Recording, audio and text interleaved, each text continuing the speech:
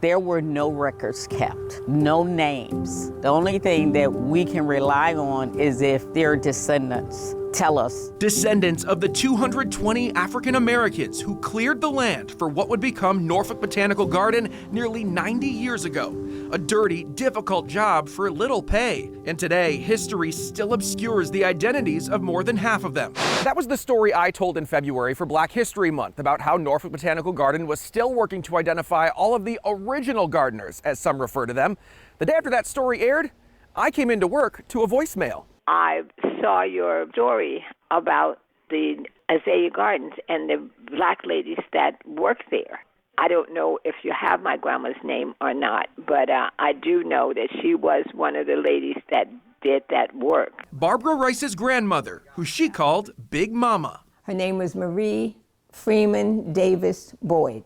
We would sit down at the dining room table. She taught me to embroider. She taught me to sew. We do puzzles sometimes. This is the Big Mama that I know. Memories from over 65 years ago that Rice shared with me around her dining room table in Virginia Beach, with the only 2 photos of Big Mama she could find. She always talked about she only had a 5th grade education. And how the lack of an education left her few job options to keep food on the table at the end of the Great Depression. Then, in 1938, Norfolk's Works Progress Administration hired 200 black women and 20 black men to clear 25 acres of trees, brush, and swamp for the city's future Azalea Garden, now Norfolk Botanical Garden. They got picked up in a truck, and they took them there and they brought them back, and you had to bring your own food. There was no bathrooms for the ladies there. I remember Big Mama talking about the snakes. You had to be, that was why they had those thick galoshes. She said it was terrible. But it was a job that paid 25 cents an hour. Rice says that story passed around her family, inspiring all of them to reach for more in their lives, a distant memory until February. We're nowhere near half. I was watching the news. They were trying to find the ladies that helped build the botanical gardens, and I was like, Mama told me those stories. She did that. And when Rice called to tell me, I gave her the number for the garden. Historian Martha McClenny Williams has been working more than 20 years to identify who she calls the original gardeners.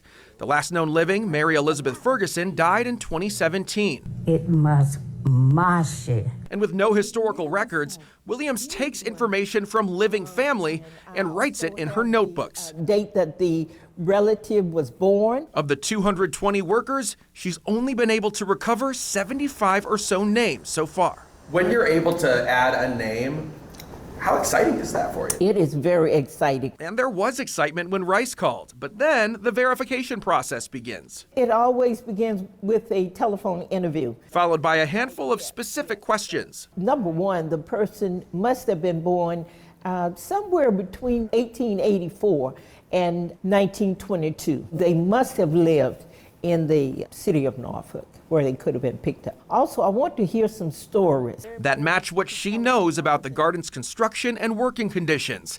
Most recently, one name has met all that criteria. Marie Freeman Davis Boyd. Barbara Rice's Big Mama. What do you think she thinks? I think she thinks she's probably smiling. It is complicated, though, for the same reason Williams says it's been hard to get people to come forward. The work that they did in the garden did not give them a sense of pride. And segregation laws meant the people who built the garden were not allowed in until well into the 1960s. Rice says her grandmother did not live long enough to see it. I know she'd be pleased. Because the recognition, though late, is bringing together the people she loved. In September, Norfolk Botanical Garden will host its annual celebration of the original gardeners around the statue dedicated to them. Rice says she and her family will be there.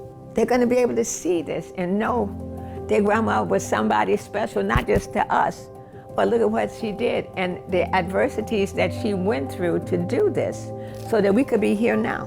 Anthony Sabella, WTKR News 3.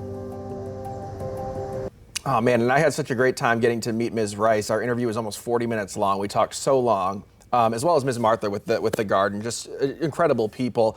And an exciting thing too is I'm actually told that there is another name they are currently vetting. And it's a man. And if you listened off the top of the story, I said there were only 20 men who were hired to work at the garden. So every time, it's especially exciting when they can confirm one of the men who worked there. But always exciting to have a new name and so excited to bring this story to you today.